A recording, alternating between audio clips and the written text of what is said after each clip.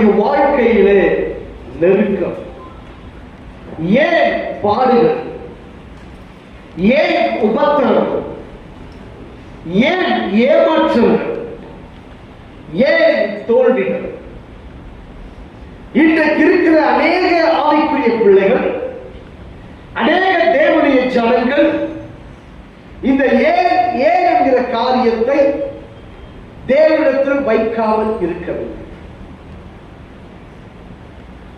ஏன் நெருக்கம், ஏன் பாடுகள்? ஆண்டவரே, ஏன் என்னுடைய வாழ்க்கையில் இந்த பாடுகளை அனுமதித்து, ஏன் இந்த நெருக்கத்தை அனுமதித்து? நான் நன்றாகத்தான் சென்று கொண்டிருந்தேனே, என்னுடைய வாழ்க்கை நன்றாகத்தான் போய்கொண்டிருந்ததே, ஏன் இந்த உபத்திரவம், ஏன் இந்த வியாதி? நான் நம்பினவர்கள் என்னை ஏமாற்றி விட்டார்களே, ஏன் இப்படிப்பட்ட ஒரு தோல்வி என்று சொல்லி பல சூழ்நிலையிலே நாம் கதறுகிறோம். சில நேரத்திலே ஆண்டவரே, சாத்தானை எனக்கு ஏன் அனுமதித்தீர்? சாத்தானை சோதிப்பதற்கு ஏன் இடம் கொடுத்தீர் என்று கேள்வி கேட்கிறவர்களும் உண்டு. அல்லேலூயா. இப்படி கேட்டிருக்கிறீங்களா? சொல்லுங்களேன், எங்க சொல்லுவோம்? அல்லேலூயா, அல்லேலூயா.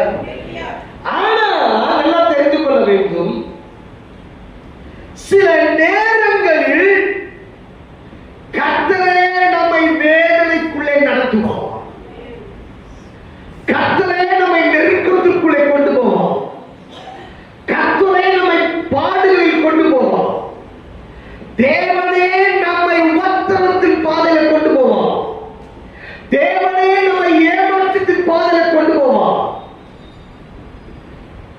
நாம் என்ன சொல்லுவோம்?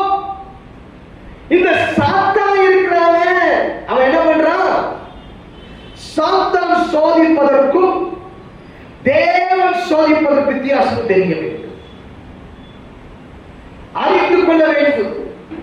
தேவன் சோதிக்கிற சோதிப்பிலே தேவனுடைய அன்பு வெளிப்படும். அவர் உங்களுக்கு ஒரு நெருக்கத்தை கட்டளிடுவாரானாலும் சரி, அந்த நெருக்கத்தின் மத்தியில் ஒரு தேவ அன்பு காணப்படும். ஒரு வேதனை அனுமதித்திருப்பாரானாலும் சரி, அந்த வேதனை மத்தியில் தேவ அன்பு காணப்படும். ஆனால் சாத்தான் உங்களை புடவிடுவானால், சாத்தான் உங்களை வேதனை அனுமதித்திருப்பாரானால், அங்கு சாத்தானுடைய தீவிரம் மட்டுமே இருக்கும். அறிந்து கொள்ள வேண்டும். அல்லேலூயா, அல்லேலூயா, அல்லேலூயா. தோல்வி பாதையிலே கர்த்தர் நம்மை கொண்டு போவார். சில நேரத்தில் அதை நாம் புரிந்து கொள்ள வேண்டும். கர்த்தர் தான் அனுமதித்திருக்கிறாரா? அதனால்தான் இந்த 2வது பாடல் பாடுகளை சொன்னேன். அப்பா சொல்லாம எதுவும் நம்ம வாழ்க்கையில நடக்காது. தேவன் கட்டளையிடாமல் ஒரு காரியம் நடைபெறாது. அறிந்து கொள்ள வேண்டும். வாழ்க்கை சந்தோஷமாய் போய்கொண்டிருக்கும், திடீரென்று பயங்கரமான புயல் வீசும். ஏன் வாழ்கிறோம் என்கிற எண்ணம் உண்டாகும். நல்லா கவனிச்சு, நல்லா போயிட்டு இருக்கும், ஃபேமிலி நல்ல சந்தோஷமாய் போய்கொண்டிருக்கும், திடீரென்று புயல் வீசும். அந்த புயலை நிற்க முடியாது. நான் சொல்வது பிரச்சனை என்கிற புயல், வேதனை என்கிற புயல், ஏமாற்றம் என்கிற புயல், தோல்வி என்கிற புயல். அதனை கடந்து வர முடியாதபடிக்கு நாம் நம்முடைய எண்ணம் போராடும். ஏன் தான் வாழ்கிறோம் என்று சொல்லி அந்த புயல் எதற்கு வீசுகிறது? நீ யாரை நேசிக்கிறாய், யாரை அன்பு செலுத்துகிறாய் என்று பார்க்க அந்த புயல் வீசும். நாம் மாறாக நடக்கிறவர்களாக இருந்தால், சபையில வந்துவிட்டு கர்த்தரை நோக்கி அமர்ந்திருப்பேன், ஆண்டவரே எனக்கு கர்த்தர் என்று சொல்லி அறிக்கை செய்திருப்போம். ஆனால் நம்முடைய வாழ்க்கை வேறு விதமாக இருக்கும். இந்த புயல் வீசும்.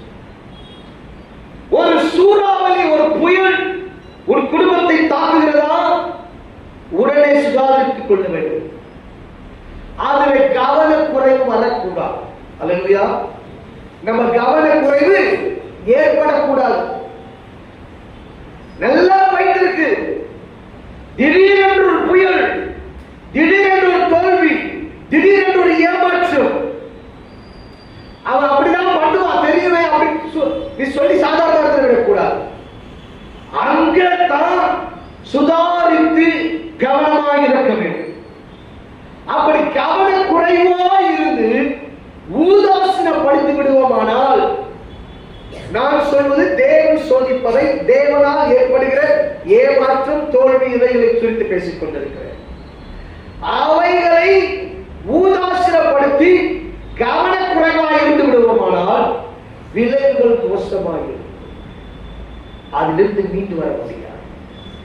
அல்லேலூயா. எப்பவோ ஏற்பட்ட ஒரு காரியம் இன்னைய வரைக்கும் மீண்டு வர முடியாத வரைக்கும், எப்பவோ ஏற்பட்ட ஒரு சூழ்நிலை இன்றைய வரைக்கும் நம்ம குடும்பத்தில் மீண்டு இருக்க மாட்டோம். ஏன் மீண்டு வர முடியல? அது தேவனிடத்திலிருந்து வந்த வேதனை. அந்த நேரத்தில் தேவன் எதற்காக இதை அனுமதித்து இருக்கிறார் என்பதை நீ அறிந்து கொள்ளாமல் ஊதாசீனப்படுத்தி இருந்தபடியினாலே அதிலிருந்து மீள முடியவில்லை. அறிந்து கொள்ள வேண்டும். ஏன் அவர் நெருக்கத்தின் பாதையிலே தள்ளினார்? ஏன் இந்த நெருக்கத்தை அனுமதித்தார்? ஏன் இந்த பாடுகளை வாழ்க்கை அனுமதித்தார் என்று நாம் புரிந்து கொள்ள வேண்டும். நான் முதலாவது எந்த ஒரு காரியம் ஒரு என்னுடைய பார்வையிலே, என்னுடைய சூழ்நிலையிலே நான் கண்டுகொள்வதற்காக ஒரு தோல்வி வந்தாலும் கூட முதலாவது என்னை சோதித்து பார்ப்பேன். எந்த ஒரு தோல்வி ஏற்பட்டாலும் சரி, நான் முதலாவது ஆராய்ந்து பார்ப்பது என்னை. என்னை தராசில் வைத்து பார்ப்பேன். ஆண்டுடைய சமூகத்தில் அந்த தராசில் எப்படி இருக்கிறேன்? நான் எங்கேயாவது தேவனுடைய இருதயத்தை வேதனைப்படுத்தியிருக்கிறேனா? வேதனை உண்டாக்கும் வழி இடத்துல உண்டோ என்று பார்த்து நித்திய வழியில் நடத்தும் என்று சொல்லி பக்தன் சொன்னது போல என்னை ஆராய்ந்து பார்ப்பேன். ஒருவேளை ஒரு ட்ரெயின் மிஸ் பண்ணிட்டேன், நானு ட்ரெயினை மிஸ் பண்ணிட்டு வச்சுக்கீங்க, அதை ஆராய்ந்து பார்ப்பேன். ஒருவேளை என்னுடைய தவறு என்ன? இங்கு எனக்காக அந்த ரயில் காத்திருக்க வேண்டும். நான் எதற்காக போகிறேன்? ஆண்டுடைய ஊழியத்தை செய்ய போறேன். அவர் வேலையை செய்து வரப்படுகிறாரு, எனக்காக அந்த ட்ரெயின் காத்திருக்கணும்.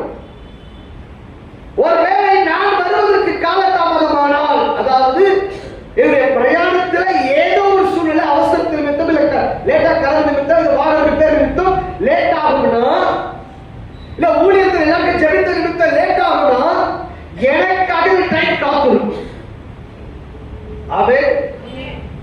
இது எல்லாம் நேரம் இருந்து நான் புறப்படுறது நேரம் இருந்து நான் லேட்டா புறப்பட்ட ட்ரெயின் செய்யுங்க போயிடும். நான் சொல்வது அறிந்து கொள்ள வேண்டும். அப்ப நான் ஆராய்ந்து பார்ப்பது என்னை தான் ஆராய்ந்து பார்ப்பேன். முதலாவது என்னை ஆராய்ந்து பார்ப்பேன், குடும்பத்தை ஆராய்ந்து பார்ப்பேன், சபையை ஆராய்ந்து பார்ப்பேன். இதுதான் மூணு. இந்த மூணு கேட்டகரி வச்சுப்பேன் எனக்குள்ள. என்னுடைய வாழ்க்கையில ஏற்படுகிற தோல்விகள்,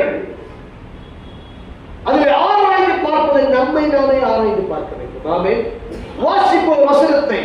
ரோமருக்கு எழுதின நிருபம் 8வது அதிகாரம் 28வது வசனம்.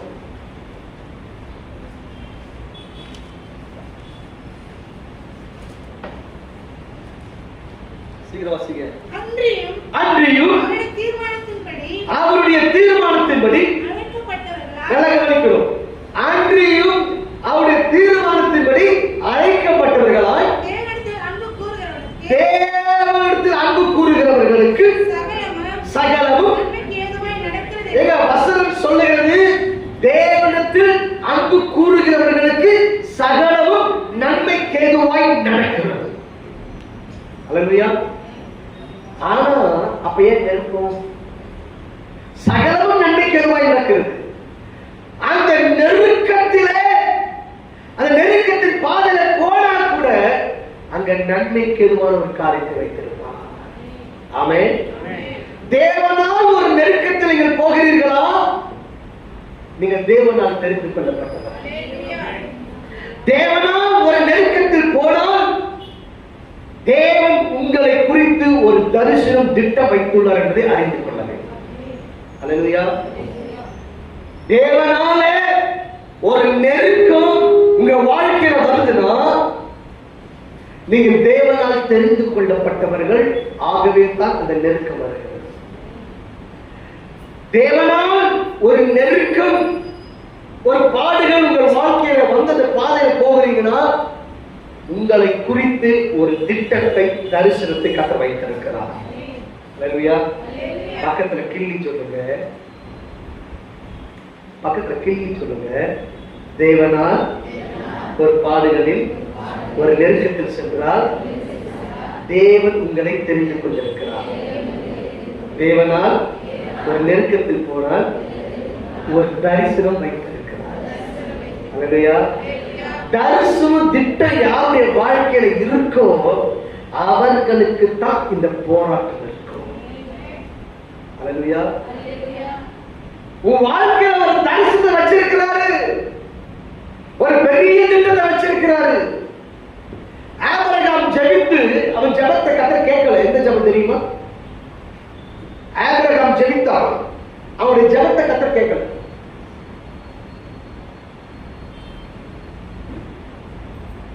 யாரை சொல்ற? எலியேசரை என் குமாரனாய், என் சுதந்திரவாளியா, அந்த ஜெபத்தை கர்த்தர் கேட்கல. ஏன் கேட்கலன்னா அவன் பெறமான பிள்ளைக்காய் ஜெபிக்க வேண்டும். எலியேசர் அல்ல, நீ பெறப்போகிற பிள்ளை ஈசாக்குக்காக ஜெபிக்க வேண்டும். நான் வைத்திருக்கிற லெவல் வேற. அல்லேலூயா. நான் வைத்திருக்கிற லெவல் வேற. அந்த லெவலுக்கு ஏற்ப நீ ஜெபிக்கணும். இந்த ஜெபத்தை நான் கேட்க மாட்டேன். அந்த ஜெபத்தை கர்த்தர் கேட்கல. அல்லேலூயா. அப்ப என்ன, சில வேளைகளிலே தேவன் ஒரு திட்டம் வச்சிருப்பார்னா அந்த திட்டத்தை நோக்கி நாம் போகிறவர்களாக இருக்கிறோம். ஆமென். அல்லேலூயா. கர்த்தர் நல்லவர். சரி, போகும். திட்டத்திற்கு மாறாக திட்டம் வேண்டாம் என்று சொல்லுவோம். நல்ல புரிஞ்சு வச்சுக்கோங்க. பாடுகள், நெருக்கம். தேவன் திட்டத்தை வைத்திருப்பார். கர்த்தர் ஒரு பிளான் வச்சிருப்பாரு. அந்த திட்டத்தின்படி, பிளான் படி, பாடுகளின்படி நீங்கள் கடந்து செல்லவில்லை என்றால் உங்கள் வாழ்க்கையில பாடுகள், நெருக்கங்கள் வரும். அல்லேலூயா. அவர் சொல்லுவது சாதாரண காரியத்தை தான் சொல்வார். எல்லாம் புரிஞ்சுக்கொள்ளுங்க. ஒரு பெரிய ஒரு காரியத்தை சொல்ல மாட்டார். சிம்பிளா தான் சொல்லுவார். அல்லேலூயா. பக்கத்துல கட்டி சொல்லுங்க, சிம்பிள். அல்லேலூயா. என்னதுங்க? சில வாய் திறக்கவே மாட்டேன். சிம்பிள் சொல்லுங்க, சிம்பிள். அல்லேலூயா. ரொம்ப சிம்பிளா சொல்லுவார். உள்ள போயிட்டு 3 மாதம் போடு, 4 கடலை தாண்டணும் அப்படிலாம் செய்ய மாட்டாருங்க, சொல்ல மாட்டார். அல்லேலூயா. அதெல்லாம் புராண கதைகள். அதுதான் இருக்கு. 7 கடல் தாண்டி போனேன், அதெல்லாம் புராண கதைகள். அதனால 7 கடல் தாண்டி வந்து போவார். சோத்திரம். அப்ப இந்த பழைய காலத்து படத்தெல்லாம் பார்க்கலாம். அந்த நடிகர்கள் பார்த்தீங்கன்னா 7 கடல் தாண்டி வந்தாங்களாம். 7வது கடலை தாண்டி விட்டேன் அப்படின்வாங்க. அதெல்லாம் புராண கதை. சோத்திரம். அதுக்கு பைபிளுக்கு சம்பந்தம் தான். அறிந்து கொள்ள ரொம்ப சிம்பிளா சொல்லுவார். ஆமென். அந்த சாதாரணமாய் சொல்லுகிற காரியத்திலே மிகுந்த கவனம் தேவை. சாதாரணமா ஒரு காரியத்தை சொல்றாருன்னா அதுல கவனம் இருக்கணும். கவனம் இல்லாதபடிக்கு நாம செயல்படுவோம். ஒரு உதாரணத்துக்கு சொல்றேன். ஜாக்கிரதை இது நான் ஊழியக்கார சொல்றேன்னு வச்சுக்கோங்க. இப்ப நானே சொல்றேன், யாரோ ஒரு பெண்ணையோ ஒரு ஆளையோ சொல்றேன், ஜாக்கிரதையா இருங்க அப்படின்ற. அவர் அப்படிதான் சொல்றாரு. எப்ப நல்லா சொல்லியிருக்கிறாரு. மனுஷன் எப்பவும் செய்வாரு, நம்மளை தேவை செய்திருந்தா திக்கிதான இது பண்ணுறது. அதுதான் சொல்றதை விடு. அதுக்கு அடுத்து பார்த்தா போலீஸ் வந்து நிற்கும். இப்ப நாங்க என்ன சொல்லியிருக்கிறோம்? ஜாக்கிரதையாகி எது நிற்கிறாங்க? போலீஸ். அப்ப யாரும் போன் பண்ணுங்க, பாஸ்டர் இப்படிப்பட்ட சூழ்நிலை. அப்ப அதுக்கு முன்னாடி என்ன சொன்னோம்? ஜாக்கிரதை. இந்த மாதிரி சிம்பிளா தான் இருக்கும். அது சிம்பிளா கடைபிடிச்சு போயிடல. அப்படி கடைபிடிக்கலன்னா அது கவனம் தேவை இல்லைன்னா உவாசிக்க கேட்போம். வேதத்தில் ஒரு மனுஷனுக்கு ஆண்டவர் சிம்பிளா சொல்றாரு. யோனாவின் புஸ்தகம் 1ஆம் அதிகாரம் 1ஆம் வசனம் 2ஆம் வசனம்.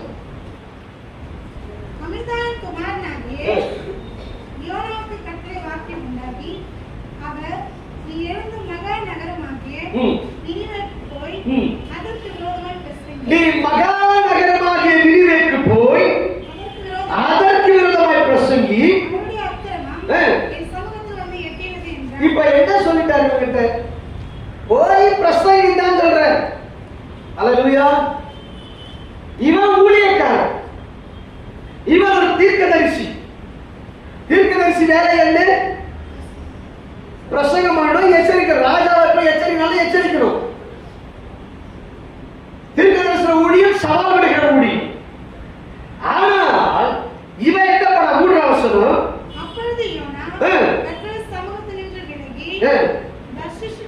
இப்ப இவர் ஒரு திட்டம் போடுறார். என்னது தேவ திட்டம்? எங்க சொல்லுங்க? நினிவேக்கு.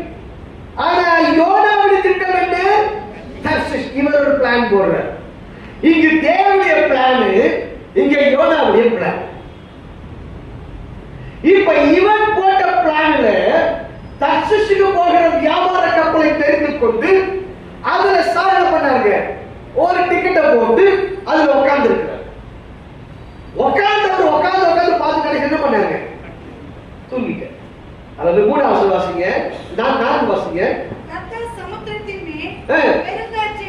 இப்ப யாரு பெருங்காட்சி வரவிட்டது? நல்லா கவனிச்சு பாருங்க. இப்ப இந்த பிரச்சனை யாரோட வருது? தேவ திட்டம் வச்சிருக்கிறார் யோனா கிட்ட, தேவ பிளான் வச்சிருக்கிறார் யோனா கிட்ட. போய் தர்ஷீஷுக்கு விரோதமாய் பிரசங்கி சொல்லிட்டார். இவர் ஒரு பிளான் போட்டு எஸ்கேப் ஆக பார்க்கிறாரு. கர்த்தர் போராட்டத்தை அனுமதிக்கிறார். அல்லேலூயா. தேவ திட்டத்தின்படி வந்தினா போராட்டம் இல்லை. ஆனா உன் பிளான் படி போனினா போராட்டம் இருக்கும். உன் அறிவின்படி செய்யலாம் நினைச்சா போராட்டம் இருக்கும். உன் ஞானத்தின்படி செய்யலாம் நினைச்சா போராட்டம் இருக்கும். உன் மாம்சத்தின்படி செய்யலாம் நினைச்சா போராட்டம் இருக்கும். ஆனா தேவ பலத்தினால் தேவனை சார்ந்து தேவனை நாடி செய்வாயானால் அந்த போராட்டம் இருக்கா? அல்லேலூயா. இப்பொழுது தேவன் பெருங்காற்றை வரவிடுகிறார். வாசிங்க 4ஆம் வசனம்.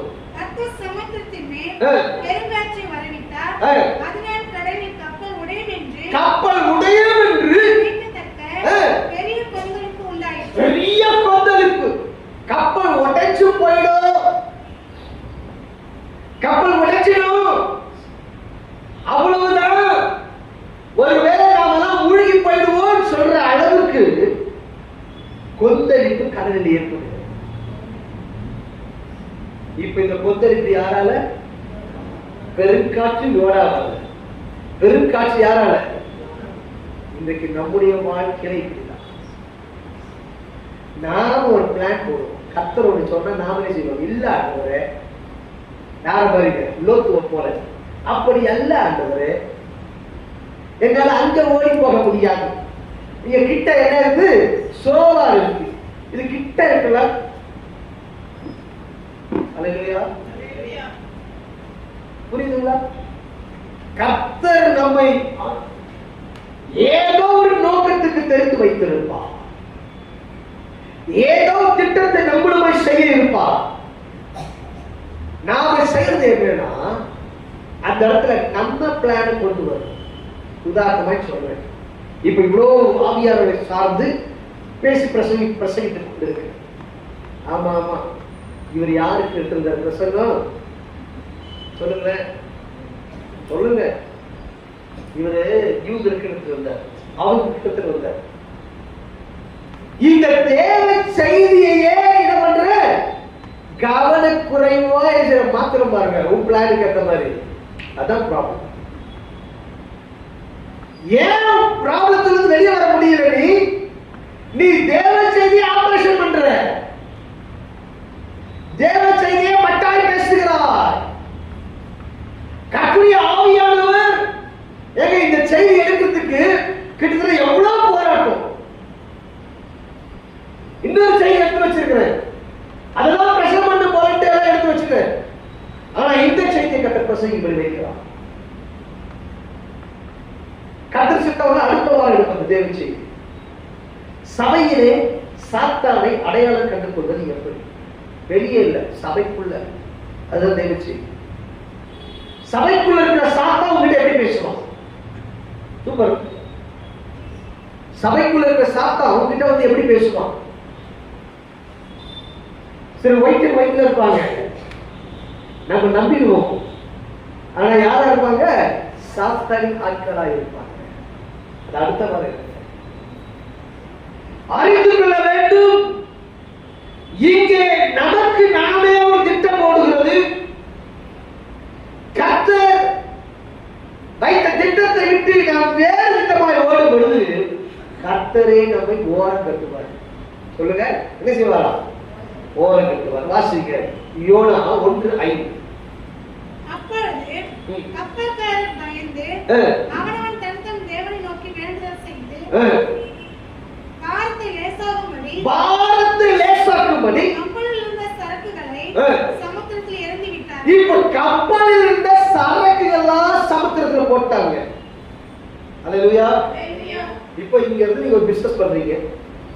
இப்போ கப்பல்ல கண்டெய்னர்ல போகுது, திடீர்னு கப்பல் கவுந்துச்சு. இப்போ என்ன ஆகும் உங்களுக்கு? என்ன ஆகுங்க? நஷ்டம். என்ன ஆகும்? நஷ்டம். அதே தான் நடக்குது. சரக்குகளை எங்க போட்டுறாங்க? தண்ணீரை தூக்கி போட்டுறாங்க, கடலை தூக்கி போட்டுறாங்க. அது வியாபார கப்பல், எல்லாம் புரிஞ்சுக்கொள்ளுங்க. அப்போ ஒரு நஷ்டம் நடக்குது. கப்பல் ஒரு வாழ்க்கை, குடும்பம். இப்போ குடும்பத்துல ஒரு நஷ்டம் ஏற்படுகிறது. என்ன ஏற்படுது? நஷ்டம். அது ஆராய்ச்சி பண்ணிப்பா. ஏங்க நஷ்டம் வந்துச்சு? ஏங்க நஷ்டம் வந்துச்சு? ஐயா, தசமாக செலுத்த முடியல, ஏன் தசமாக எடுத்து வைக்க முடியல? ஐயோ, தேவனுக்கு கொடுக்கிற காரியத்துல கூட என்னால கொடுக்க முடியலையே. ஏன் இந்த நஷ்டம்? ஏன் இந்த நஷ்டத்துக்கு பாதையில போற? என்னைக்காவது யோசித்து இருக்கிறோமா? அறிந்து கொள்ள வேண்டிய தேவர்களே, இந்த யோனா என்ன பண்ண தெரியுமா? கீழ்த்தட்டில் என்ன பண்றாங்க?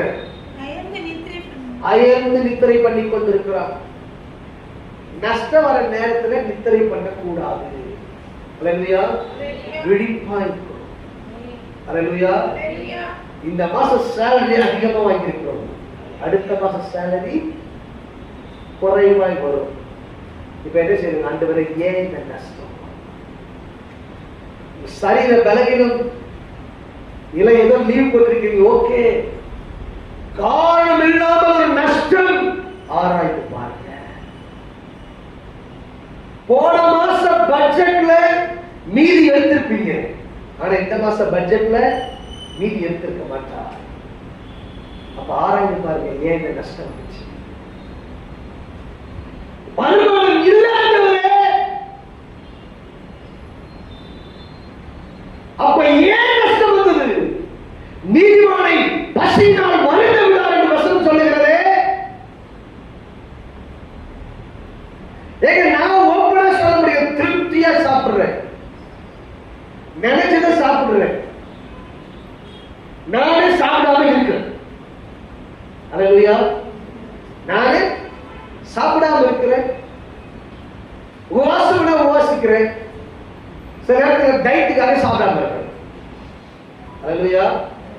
சோதரம் எல்லாம் தொப்ப மேல கண்ணு சோதரம் எல்லாம் வர்றவங்க சொல்றாங்க, இதை குறைங்க பாஸ்டர், இது குறைங்க பாஸ்டர். சரி, அதுக்காக சரி டயட் அப்படின்னு சொல்லிட்டு ஃபாலோ பண்ணுங்க. ஆனா விரும்பினதை சாப்பிடுங்க. அல்லேலூயா. கர்த்தர் நல்லவர், கர்த்தர் நல்லவர். அப்ப அறிந்து கொள்ளணும். அப்ப ஏன் நஷ்டம்? அப்ப தேவன் திட்டத்தின்படி உங்களை கொண்டு வருகிறார்.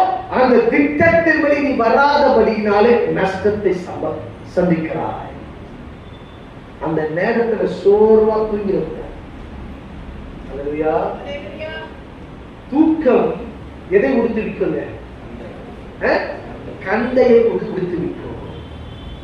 ஏற்கனவே நஷ்டம், இதுலயாவது தூங்கினா என்ன வருங்க? கந்தை. அப்ப என்ன செய்ய வேண்டும்? மிகுந்த கவனமாக இருக்க வேண்டும்.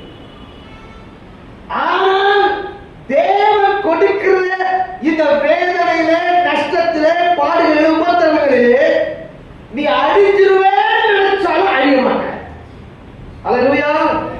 நீ தற்கொலை பண்ணிக்கலாம்னு நினைச்சாலும் சாக மாட்ட. ஆமென். புரியுதா? நீ அழிஞ்சிடலாம் நினைச்சாலும் உன்னை அழிய விட்டு கொடுக்க மாட்டா. நான் தற்கொலை பண்ணிக்கலாம்னு சொல்லிட்டு கையில போட்டாலும் கையில வந்து உண்டு. சோதரம், அது எவ்வளவு பெரிய கையாவோட இருக்கட்டுங்க, அதாவது சொல்ற கையாவோட இருக்கட்டும், அது உண்டு. இல்ல உடைச்சிடும். அல்லேலூயா. புரிஞ்சுக்கணும். அல்லேலூயா. அப்ப என்னன்னா, தேவ திட்டம் நிறைவேறுகிற வரைக்கும் சாக மாட்டார். அல்லேலூயா. வாசிப்போம் 1வது அதிகாரம், யோனா 1வது அதிகாரம் 11-12. இப்போ அதிகமாய் கொந்தளித்துக் கொண்டிருந்தபடியினால் நாங்கள் உனக்கு என்ன செய்ய வேண்டும் என்று கேட்டார்கள். அதற்கு அவன், நீங்கள் என்னை எடுத்து இப்ப மேல யோனா சீட்டு போட்டாங்க. கடைசியில பார்த்தா யார் மேல விழுந்துருச்சுங்க? யோனாவின் பேருக்கு விழுந்துருச்சு. மாட்டிக்கிட்டாங்க. பக்கத்துல பார்த்து சொல்லுங்க, மாட்டிக்கிட்டாரு. யோனா மாட்டிக்கிட்டாரு, சிக்கிட்டாரு. அல்லேலூயா. தப்பிக்கலாம்னு நினைச்ச யோனா, திட்டம் மாறி போற யோனா மாறிக்கிட்டார். நல்லா புரிஞ்சுதான் தேவன். அல்லேலூயா. உங்களை உபத்திரவத்தின் பாதையில கொண்டு போவார், நெருக்கத்தின் பாதையில கொண்டு போவார். உடைக்காய் திறப்பில் இருக்கிறவங்க ஒருத்தன், அவன்கிட்ட கத்த பேசுவான். அல்லேலூயா. உடைக்காய் திறப்பில் கதறுடத்துல கத்த பேசுவான். அவன் கதறி கொண்டிருப்பான். கத்தர் காட்ட ஒரு ட்ராக் வந்து ட்ராக் மாதிரி போற. அல்லேலூயா. கர்த்தர் நல்லவர். அறிந்து கொள்ளணும். கர்த்தர் சாதாரணமானவர் அல்ல. இங்கு அந்த கப்பல் கேப்டன் நினைக்கிறாங்க, சீட்டு கொடுப்பாங்க. அல்லேலூயா. கேப்டனை தேவன் அடையாளம் வைத்துக் கொள்வோம். ஆமென். இப்போ சொல்றான், சீட்டு விழுந்துருச்சு. இப்போ கேட்கிறாங்க, வாசிங்க. அதற்கு அவன், நீங்கள் என்னை எடுத்து சமுத்திரத்தில் போட்டு விடுங்கள். சமுத்திரத்தில் போட்டு விடுங்கள். உங்களுக்கு அமர்ந்திருக்க. அல்லேலூயா. என்னிடத்தில் இந்த பெரிய கொந்தளிப்பு உங்கள் மேல் வந்தது என்பதை நான் அறிவேன் என்றான். இப்ப என்ன சொல்றாங்க? நான் அறிவேன், என்னாலதான் இந்த கொந்தளிப்பு வந்தது. வீட்டுல ஒரு மனுஷன் மூலமாய் கூட கொந்தளிப்பு வரும். ஒரு மனிதனுடைய திட்டத்தை நிறைவேற்றுவதற்கு, ஒரு மனிதனுடைய தரிசனத்தை நிறைவேற்றுவதற்கு, அவன் தரிசனம் மாறி, திட்டம் மாறி அவன் போவானால் ஒரு மனிதன் நிமித்தமாக கொந்தளிப்பு கூட காரணம். அல்லேலூயா. அல்லேலூயா. அறிந்து கொள்ள வேண்டும். என்னிடத்துல ஒரு தாயார் மதிப்படியாக கேட்டார்கள், என் பையனுக்கு நிறைய வேலை வருது, வேலைக்கு போன், நிறைய பேர் போன் பண்றாங்க, வேலைக்கு போக மாட்டான். ஆனா இவன் ஏசு சொல்லிட்டு வேலையை விட்டுட்டு வந்துட்டா, செய்த வேலை. இப்ப என்ன செய்து நான் சொன்னேன், அவங்க வீட்டில் அழைத்திருந்தாலும் வீட்டுக்கு போன சொன்னேன், நீங்க கொண்டு போய் வெளிநாட்டுல வச்சா கூட தேடி வந்துடும். அல்லேலூயா. இல்ல பாஸ்டர், ஒரு 5 வருஷம் செய்யிட்ட பாஸ்டர், அப்புறமா முடியுது. அல்லேலூயா. நீங்க எப்ப வெளிநாட்டுல வச்சா கூட எங்க வந்துருவாங்க, நீ எங்க கொண்டு போய் விட்டாலும் வந்துடும். இன்னைக்கு ஊழியம் செய்து சொல்றார். அல்லேலூயா. கர்த்தர் நல்லவர். அல்லேலூயா. அல்லேலூயா. நான் அவர்கிட்ட சொன்னேன், ஊழிய அழைப்பு இருக்கிறது. வேலையை விட்டு வருவது சும்மா வர முடியாது. அல்லேலூயா. ஏன்னா ஒரு வேலை ஒரு 20,000 சேலரி வாங்குறாங்க வச்சுக்க, அந்த 20,000 நஷ்டமும் குப்பையும் என்று சொல்லி எண்ணி தானே செய்றாங்க ஊழியத்துக்கு வரும். அல்லேலூயா. அப்ப நஷ்டமும் குப்பையும் என்று எண்ணி ஊழியத்துக்கு வந்து மகிமையான ஒரு காரியத்தை பார்த்து அந்த ஊழியத்தை மகிமையாய் எண்ணி வரும் பொழுது அவர் கொடுத்து வந்து என்ன செய்வாங்க, அள்ளி அள்ளி கொடுப்பார். அல்லேலூயா. நான் சொன்னேன், அவருக்கு ஊழியம் தான் அதை அவர் செய்வார். அவர் எங்க அனுப்பினாலும் போக மாட்டாரு, போனாலும் திரும்பி வந்துடுவார். அவன் எங்க அனுப்பல இருக்க முடியும்.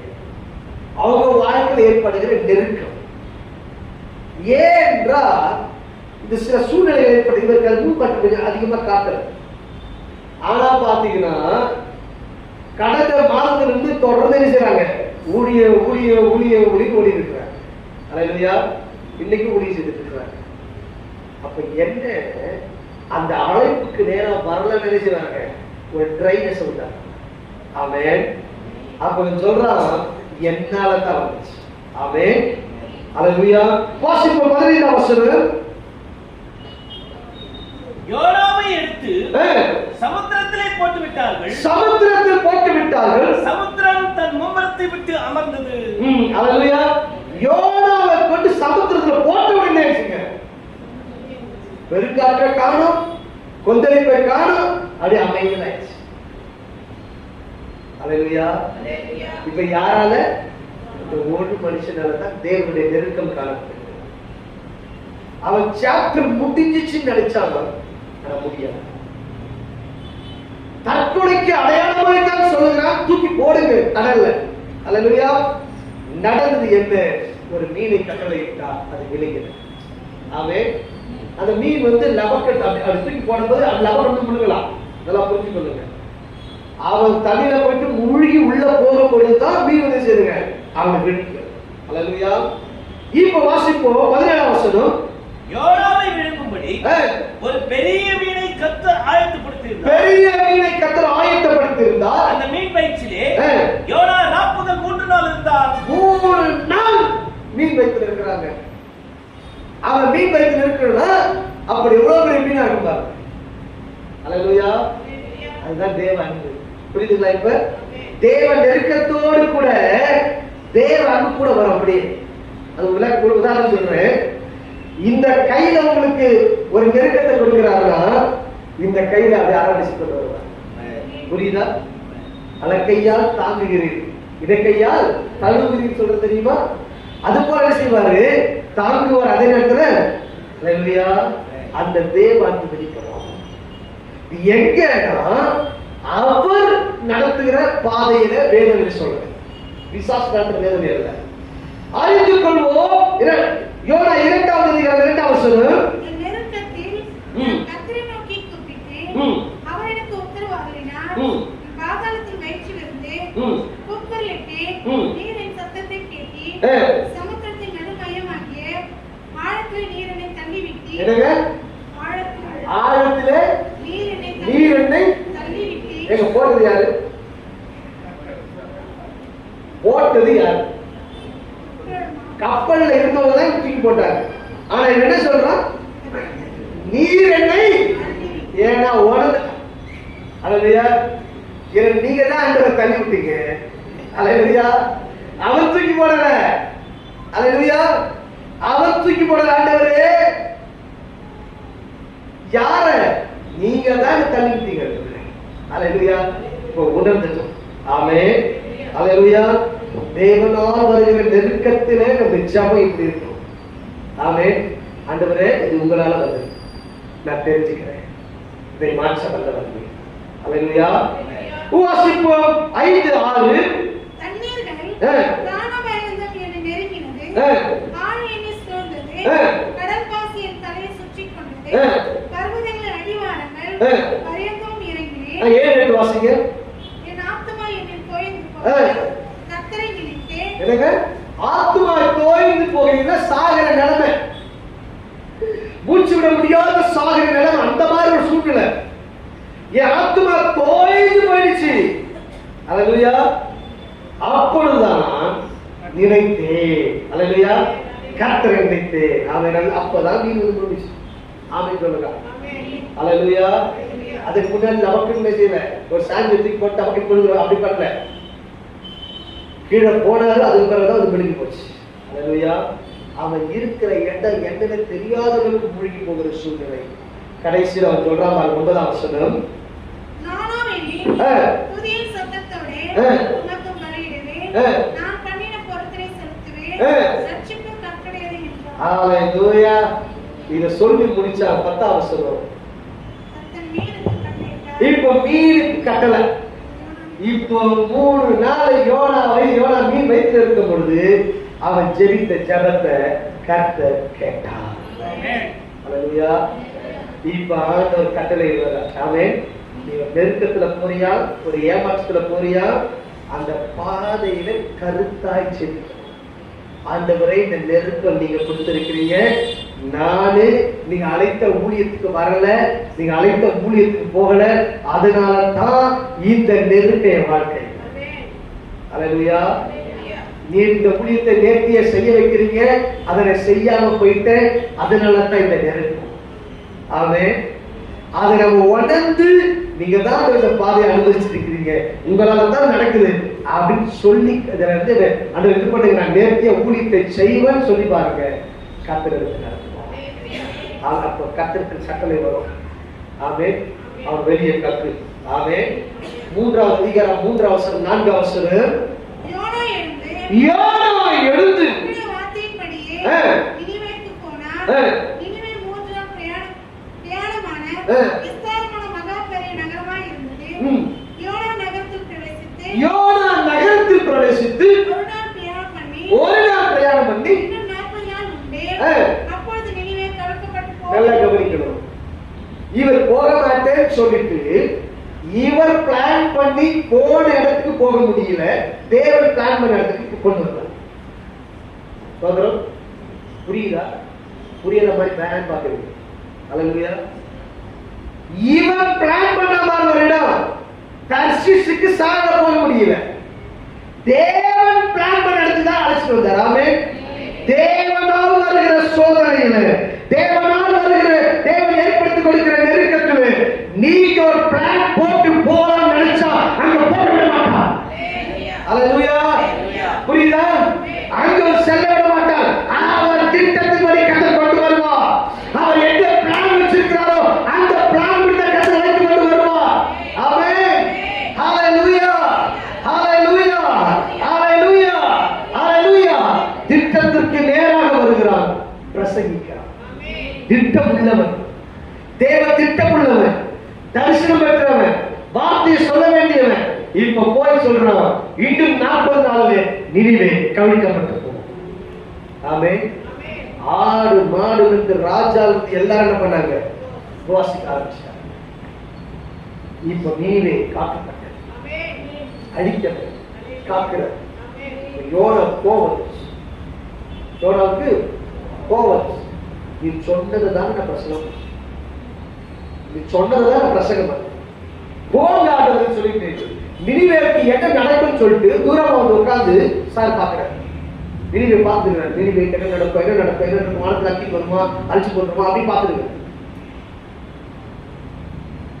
தேவன் என்ன பண்றாரு தெரியுமா? அவர் செடியை வளர இருக்கிறார், ஒரு ஆமணிக்கு செடியை வளர இருக்கிறார், அது ஒரு பூச்சியை கடல இருக்கிறார். இவர் ஆமணிக்கு செடி நிலையில இருக்கிறார். அந்த பூச்சி என்ன பண்ணுதுங்க, எல்லாம் கழிச்சு போடுறது. அந்த கையில் என்ன பண்றாங்க, அவன் சத்துக்கு அது பண்றான். அப்ப கர்த்தர் சொல்றாரு, நீ இந்த ஆமணிக்கு செடிக்கு இப்படி பண்றிய, அப்ப இந்த 1,20,000 பேரு அப்ப பஞ்சமியாவது இருப்பேனோ, இந்த ஜனத்துக்கு நான் பஞ்சமியாவது இருப்பேனோ. அங்க தேவ அன்பை காண்பிக்கிறார். அல்லேலூயா. அப்ப என்ன, இவனை கர்த்தர் கொண்டு போற திட்டத்திற்கு, அந்த திட்டத்தை நிறைவேற்றுவதற்காகவே, தரிசனத்தை நிறைவேற்றுவதற்காகவே அவன் வாழ்க்கையில ஒரு போராட்டத்தை அனுமதிக்கிறார், ஒரு நெருக்கத்தை அனுமதிக்கிறார். இந்த நெருக்கம் வரும் பொழுது நாம் அறிந்து கொள்ளணும், இது கர்த்தரால் வருகிற நெருக்கம். அல்லேலூயா. இது கர்த்தர் உண்டாக்கிற நெருக்கம், இது கர்த்தரால் வந்திருக்கிற பாடு, இது கர்த்தரால் வந்திருக்கிற உபத்திரவம். அல்லேலூயா. நான் ஜெபித்து நான் ஒவ்வொரு ஊழியத்துக்கு அழைத்துக் கொண்டு போறேன். யார் என் கூட வரணும்னாலும் ஜெபிக்காம அழைத்துக் கொண்டு போவது கிடையாது. எனக்கு ஒரு சமயம் இந்த கோவிட் டைம்ல ஊழியத்துக்கு நான் போக வேண்டியிருந்தபடியினால தளர்வுகள் ஏற்பட்ட பொழுது, அப்ப ஏற்பட்ட சில காரியங்களில் நான் என்னுடைய வசதிக்காக நான் ஒரு காரியத்தை செய்தேன். அது தவறு. அல்லேலூயா. அதனால சில பாதைகளை கடந்து போனேன் நாமே. அல்லேலூயா. அறிந்து கொள்ளணும், தேவன் ஊழியத்துக்கு அழைச்சு போறாரா, எங்களை ராஜா மாதிரி வச்சிருப்பார். ஆமென் சொல்லுங்க. அல்லேலூயா. எங்க அப்பா எவ்வளவு பெரியவங்க சொல்லுங்க. எங்க அப்பா வீடு எப்படி பேசுங்க, எவ்வளவு பெரிய ஆரம்பம் பண்ண சொல்லுங்க. அப்ப அவருடைய புள்ள ஊழியத்துக்கு போறோம்னா யோசிச்சு பாருங்க, கேட்டு பாருங்க, எப்படி ஊழியத்துக்கு வரணும் கேட்டு பாருங்க. நல்ல ராயக்கே வச்சிருப்பாரு. நாங்க நைட்ல ஐஸ்கிரீம் சாப்பிடுவோம், விருப்பத்தை சாப்பிடுவோம். ஒரு சிலருக்கு போன் பண்ணி பாருங்க சொல்லிட்டு நெருக்கு சில காரியங்கள் நடக்கும். அல்லேலூயா. நல்லா வச்சிருப்பார் அவன். அல்லேலூயா. அப்ப என்ன, தேவன் அழைத்தாரா ராயலியே ஒன்னே ஒண்ணு அவன் திட்டத்துக்கு நேரம். ஆனா இந்த ஊழியத்துக்கு போனவ பார்த்து இந்த ராயலியை பார்க்க முடியல.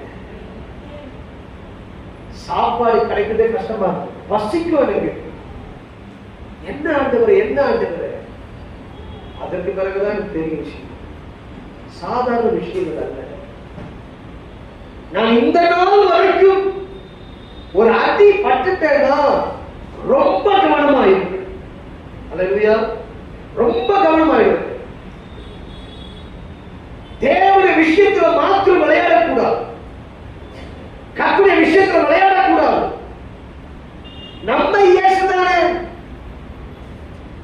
நம்ம ஜீசஸ் தானே. எப்படிங்க அவர் அன்புள்ளவருங்க. நம்ம சொல்றதெல்லாம் என்னதுங்க, எங்க அன்புள்ளவர் தான். நீ அதுக்கு வாழ்ந்துட மாட்டேன் சும்மா விடுவாரா? மிஸ் இப்ப நான் மிஸ் வச்சுக்கேன், ஒரு மாஸ்டர். இப்ப நான் டீச் பண்றேன். இப்ப டீச் பண்ற முன்னாடி ரொம்ப கேட்ட பண்ணிக்கிறாங்க. என்ன பண்ணுவாங்க, சொல்லி பார்ப்பேன், ஒண்ணு போடுவேன். அப்படி நீங்க என்ன பண்ணுவாங்க சொல்லுங்களேன். கிளாஸ் வெளியே போடுவேன். முன்னால அது டிஸ்மிஸ் எழுதுங்க. அதுதானே கிறிஸ்துவ பேர்ல பாத்தீங்கன்னா டிஸ்மிஸ். நீ ஊழியத்துக்கு சரியில்லை, லாக்கில போ டிஸ்மிஸ். அல்லேலூயா. அதனால விளையாடாத கட்டத்துல ஊழியக்காரனா இருந்தாலும் சரி, விசுவாசியா இருந்தாலும் சரி. நான் அடுத்த வாரம் எடுத்தேன். சபைக்குள்ள இருக்கிற சாத்தான் சபைக்குள்ள எப்படி பேசுவான், அவன் என்ன பேசுவான், எப்படி அடையாளம் கண்டுகொள்ள வேண்டும், போன்ல என்ன பேசுவான், போன்ல எப்படிப்பட்ட காரியத்தை பேசுவான், என்ன கேட்பான், என்ன மாதிரி கேட்பான், இதெல்லாம் அடுத்த வாரம் எடுத்தேன். அறிந்து கொள்ள வேண்டும். அல்லேலூயா. தேவ திட்டத்துக்கு நேராக வந்து விடுங்க. அல்லேலூயா. தேவ திட்டத்துக்கு மாறா எந்த ட்ராக்ல போனாலும் தேவனாலும் வந்து இருக்கிறது. அல்லேலூயா. நாங்க ஒரு குறிப்பிட்ட நபருக்கு ஒரு பெண் பார்க்கிற காரியம், இந்த பெண் பார்க்கிற நபர், அது வந்த நபர் ரொம்ப துக்கப்படுறது போயிட்டாங்க. எனக்கு ரொம்ப கஷ்டமாயிடுச்சு. என்னடா இது இப்படியே நடக்கவே இருக்காது, யாருமே இப்படி பண்ணு. நான் தவறு செய்கிறேன் என்பதை கர்த்தர் காண்பிக்கிறார். நான் தவறு ஏதோ அதை கர்த்தர் காண்பிக்கிறார். அப்புறமா தான் தேவனுக்கு காரியத்தை வெளிப்படுத்தினார். அப்ப என்ன, நம்ம கொஞ்சம் கிராக் மாறுதல் என்ன பண்ணுவாங்க சொல்லுங்க. போய் பேசுற பாருங்க. நம்ம ட்ராக் மாற என்ன பண்ணுவாங்க, நமக்கு புத்தி சொல்லுவார், உடனே தெரியப்படுத்தி காட்டுவாரு. அப்பவே என்ன பண்ணுங்க, சரியாயிருக்கும். அல்லேலூயா. அப்பவே விலகிடணும். ஆமென். அப்பவே இயேசுவின் பாதத்தில் விழுந்துருங்க. ஆமென். அவர் தூக்கி எடுத்து நடத்தினார். அல்லேலூயா. அல்லேலூயா.